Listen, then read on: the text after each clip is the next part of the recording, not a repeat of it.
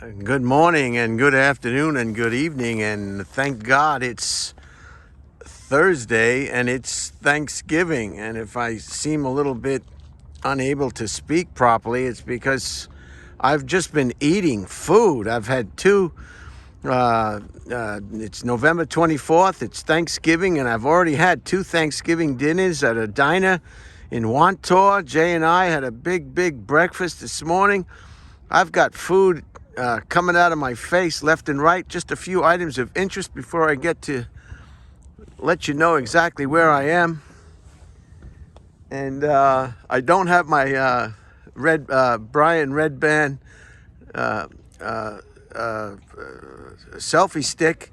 I did not bring it with me, so I'm going to hold this manually with my right arm and right hand, and hopefully I will not have any problems. Let's just go over a few items of interest for today. On this date, November 24th at 1874, barbed wire was invented by a gentleman named Joseph, and that's my brother Jay's first name. We call him Jay, but officially it's Joseph on all pertinent paperwork of any importance. He writes Joseph, but we call him Jay. Anyway, Joseph Gilden, Glidden, successfully invented barbed wire. Until then, it was anybody's. I don't want to get too close to the edge of this rail. This phone is going to take a dive. Look how clean the water is. I'm going to put two hands on it and just give you an idea just how clean this water is. Can you see how clean the water is? You can see right to the bottom. And barbed wire was invented on this day in history in 1874, and that allowed cattlemen and ranch owners and landowners to successfully partition their property from other people's property and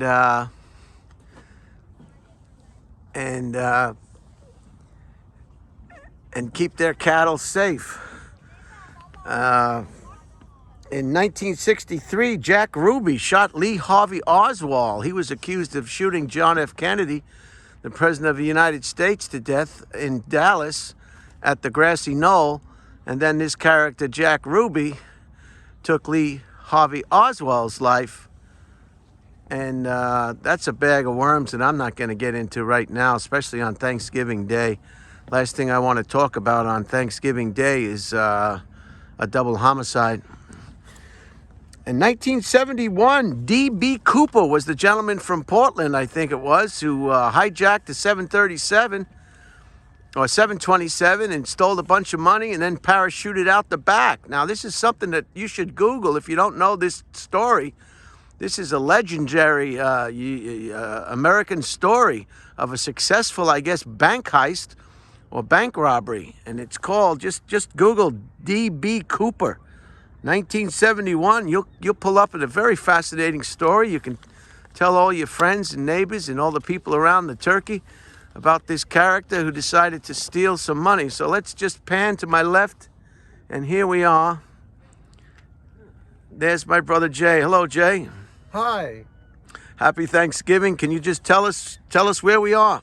we're in Port Jeff Inlet, looking across at Connecticut. All right, let me spin around very quietly and slowly. So straight across is, Connecticut and this is the Inlet, Port Jefferson Harbor, I thought you said it was Mount Sinai. Mount Sinai Harbor in the Port Jefferson area. And let me put this on a close. Very peaceful day out here with a beautiful cloud coverage. What do you guess the temperature is today? It's just a beautiful day. Yes, it's a pretty good 59 degrees. Perfect jet engine running temperature. And this is the hills, some beautiful homes up on the cliffs. We're on the north shore of Long Island. And Jay wants me to show you the beautiful... Military standard flights going back from European duty. How do you know? It's the normal routine. They fly in formation. There's two trailing each other. Can you see that? Jay's talk. There's the other one. And Jay's telling me these are military aircraft. That's how high they fly. Coming from where? Points east. Just- Military standard aircraft. Just a beautiful day. Look at the clouds. Look at the Enormous beautiful, high beautiful information. clouds. It's cranking right along. And it's just great when the weather's like this. Tomorrow, I think there is moisture in the air, and will be rain perhaps. But this is just the day to just take it all in and be thankful for Thanksgiving and everything you have. And if you're lucky enough to be one of those people, especially on Thanksgiving, it really hits home. This is what are we looking at? A little dock here. What is this over here? Is this a new construction? Is it? It's a pier for fishermen. With the rock jetty on the one side and the other rock jetty on the other side forming an inlet. If you can imagine never being hungry your whole life from the time you were born to present day, if you're lucky enough to be one of those citizens of the world that has never been hungry in your whole life, just think of that. We as Americans take that for granted, and everything seems to bother us, and we have little or no patience for anything. But we are the most fortunate, and some of the other Western countries and in Australia and other countries, certainly we're not the most fortunate or the fortunate, but there are just, on a personal level, if you can just realize how fortunate you are to never, ever be hungry in your whole life. Most of us as Americans, we eat when we're not even hungry. We just eat because, well, we just like to eat. I know I do, and it shows.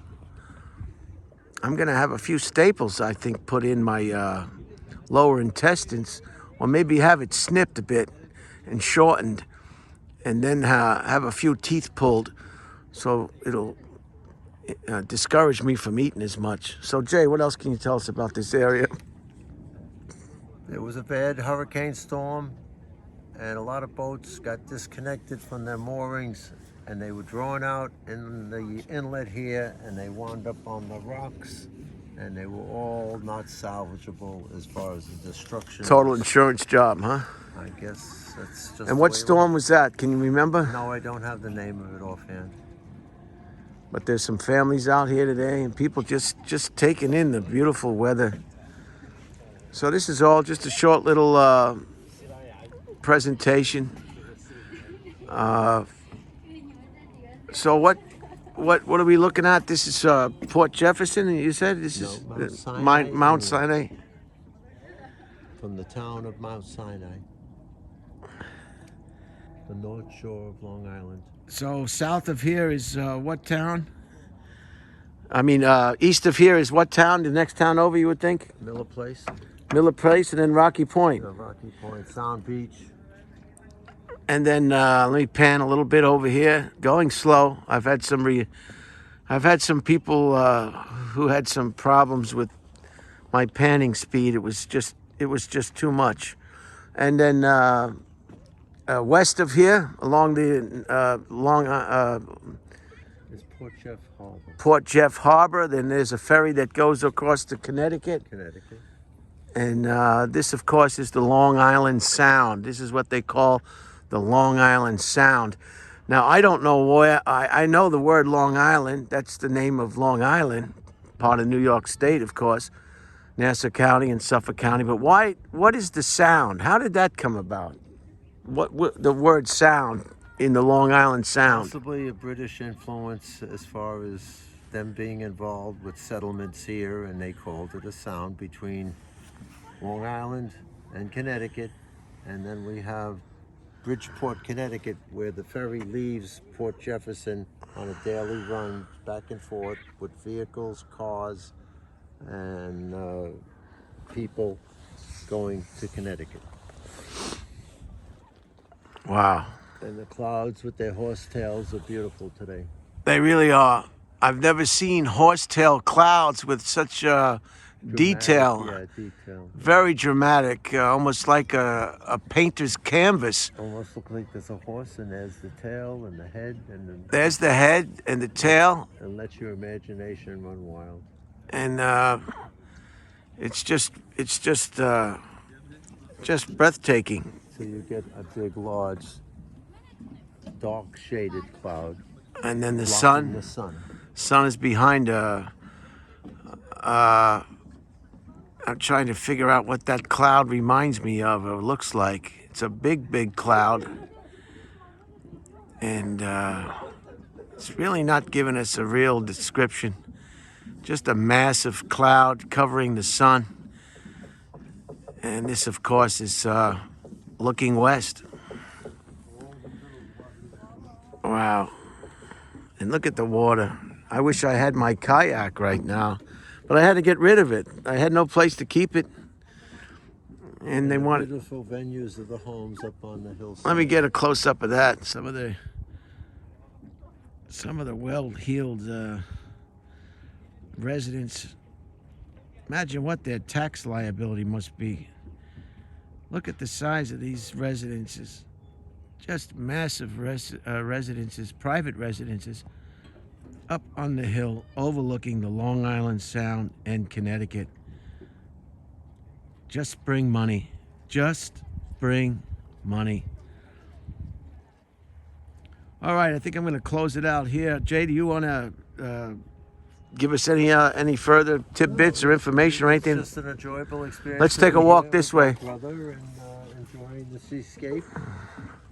Let's take a walk. We've got a good opportunity. We don't have any human beings on the little deck. How long has this deck been here? Is this a new deck? It looks fairly new. After the storm, I think they replenished it after that hurricane that came through and really did some storm damage with the water and the wind and the rain and everything else. And the clouds and the seagulls. Yeah, this is, it's good to get out. A lot of times you get real tired after you eat. I know I do, and I just want to sleep. I just close my eyes. What did I fall to? I fell asleep yesterday. I was watching something, and all of a sudden, I was out like a light. And then you get up, and you don't even know how long you've been out. You know, I said, God, how long has it been? Yeah, can you hear the train in the background? Yeah, we'll get a good shot of that. Jay wants to show me his shirt or his jacket. You really don't even need a jacket, but a lot of people still getting COVID. I've got the Donnellys. We were going to go and see the Donnellys, but Mrs. Donnelly got COVID. That's what her son John said, and now I'm thinking they're just making it up. Tony Garrity said he got COVID too. I think everybody just tells me that I'm getting COVID. Beautiful sunny day in the neighborhood. Look at that jacket. Hold on. I'm coming over here. Jetstar Jay. You want to tell us about anything about anything, your career or something? A corporate jet mechanic, and a lot of big corporations have their own private jets, and some of them bigger than others. And this is the one model that was in the movie Goldfinger, James Bond movie, and he somehow or another Goldfinger. Oh, with the double engine. Yes, with the double engine, 4-engine aircraft, built by Lockheed, and he wound up somehow or another getting sucked out the window, and he got stuck because he was such a large man, and then he was gone. And yeah, it doesn't matter how big you are. When the decompression kicks in, it'll pull a fat man. I'm sorry if I offended anybody by saying fat. If you well-rounded individual. A well-rounded individual, maybe a big-boned individual, anything not to hurt anybody's feelings. Somebody who just couldn't stop eating, never missed a meal, can get sucked out of a window just like any other tiny person? Is that what you're saying? That's what I'm saying. The amount of decompression from the outside pressure, the inside pressure, and it's just, how would you say? It's so severe that it'll take an overweight person right through, as if they were just a skinny person. Probably crush his ribs. That's why I never sit next to the window, to tell you frankly. Frankly. I like an aisle seat. I can get up and use the bathroom if I need to without getting in anybody's face. Yeah. And in case the window blows out or somebody tries to open the window, you know, And now the once sun's once the decompression goes, then and the pressure equalizes, then the sucking stops. Is that right? right. Is that the same principle for the toilet flush?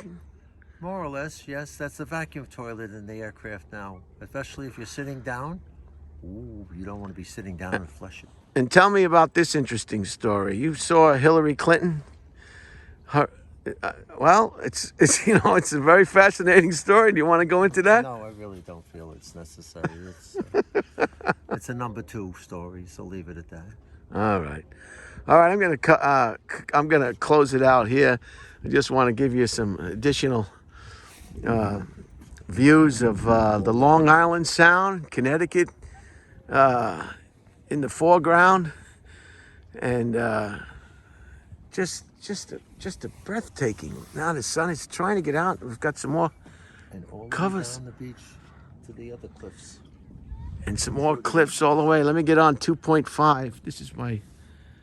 There's the cliffs over there. The people come here in the summertime and they take swims, and it's just everybody's happy. Everybody's fed well.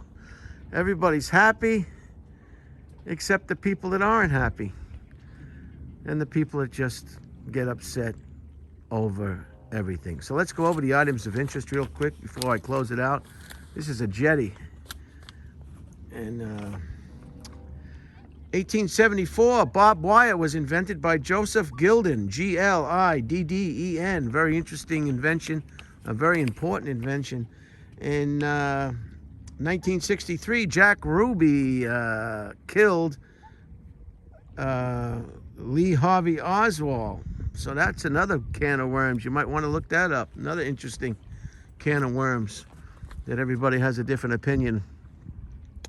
And in 1971, the famous D.B. Cooper successfully made off with a large sum of U.S. dollars from a 727. Now it's the airplane with the air stairs in the back with a parachute, and he was able to.